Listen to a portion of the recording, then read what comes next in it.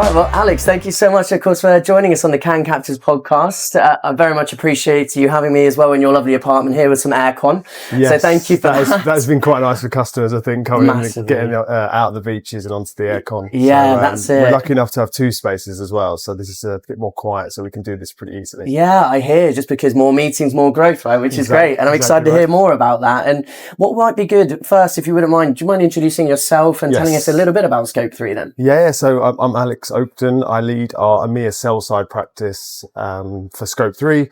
What that means is onboarding all of our sort of publishers, broadcasters, data providers, ad tech firms to the Scope3 ecosystem to try and drive value for our buy-side team. So I'm in a very much enablement role within the business. Oh, fantastic. Oh, great. And how is everything going with Scope3? I hear about new things coming out and there's growth. Yeah, I mean, you can tell by how croaky my voice is. So you can lots of conversations, like very tired, great events. Scope3, as you know, is doing a lot in terms, and has been for a while, in sustainability. And we recently launched a bunch of products within our agentic media platform, which is getting a lot of buzz this week. So yeah, it's a very good time to be at Scope3 and be part of the journey. Yeah, amazing.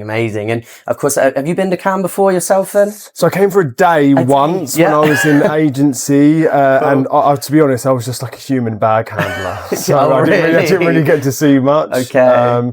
So it's nice to be able to see a lot of the brands and also like the different styles of experiences. So the Spotify beach, which is amazing. It's one of the best juices I've had all week. Right, nice. And it feels like there's a bit of coffee wars on the yachts as well. So it's it's been good. Oh, great. Well, good to hear. Well, what are you hearing that's being talked about a lot at Cannes at the moment? Are there any topics in particular you see are coming up more and more? Yeah, so obviously our mission at Scope3 is to drive safe and sustainable growth. What that essentially means is how do we look at ways in which to deliver more value across the ecosystem of not only ads but other technology. That was one of the reasons why we launched our agentic media platform. So what I've definitely heard is a lot about, okay, what is agentic? What does that actually mean for me? And the varied levels of expertise in conversations has been actually quite exciting to be part of, because there are some, for example, maybe late to the party on AI, are starting to really work out what can I do within my business for my customers to drive that value.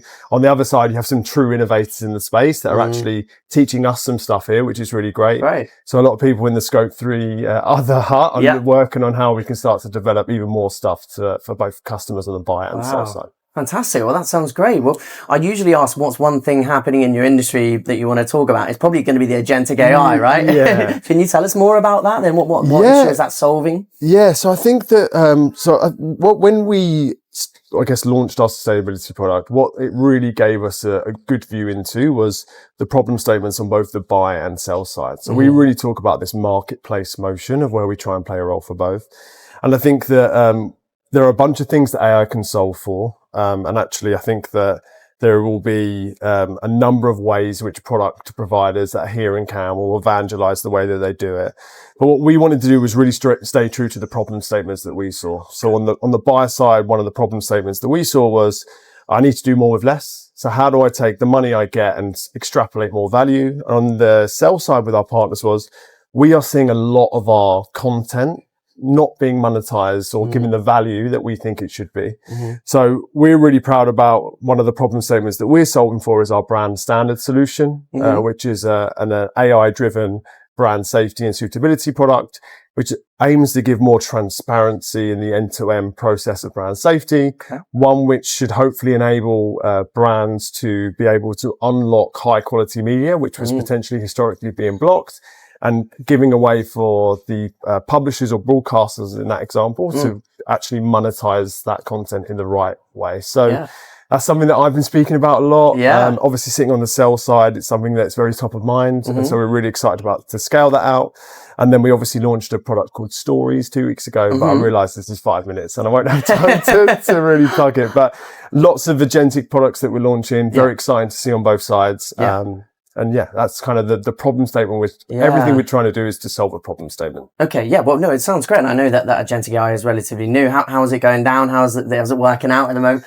Yeah, I think everything that I've heard today and kind of true to myself, like I'm quite simple in the way I try to approach things. I obviously work with some incredibly smart people that are really complex in the way they solve things. So I'm just trying to find the happy medium. For me, like the key thing that we're trying to do and how it's going down, how we're trying to solve it, and how I personally am looking at it is how do we make it as easy as possible for either a brand or a publisher or a sell-side partner to adopt it. Yeah. And so I think that's what's going to be the winner out of this whole week. If anybody's talking agentic or AI, how do you make it really simple and easy to use? And like, how does that then become scalable? Yeah, that's the skill, because it is very technical, isn't it, and complex. So. Exactly. And exactly. Even for me, like, I don't particularly know like every ins and outs of everything. And that's kind of the beauty of it. We're not in a world where it's linear in its sort of intelligence. It's always evolving, and that evolution is kind of where like, good value can be extrapolated out. Absolutely. Well, that sounds great.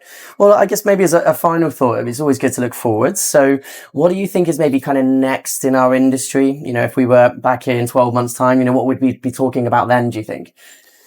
Yeah, I hate to be like the agent plug guy and just be like, but I think that we are getting way more comfortable using LLMs or agentic products in our day to day. And actually most of the future products we use will be powered by them. I think that we won't really be talking about agentic as a medium. It will just be how we operate.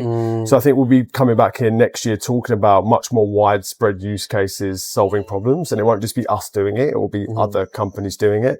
And that's super exciting, super scary in a turbulent environment as well. So I think like it will be use cases, not terminology. Yeah. I think that's going to be where we're going to be in a year. And beyond that, to be honest, to think I even know what it would be beyond that, it is hard, but just to be part of it is exciting. Well, that's the exciting thing for sure. Well, thank you so much. It's been lovely problem. to meet you. Enjoy the rest of Cannes. Yeah, we'll do. Thank you. Enjoy the rest of the week. Thank you very much. Yeah.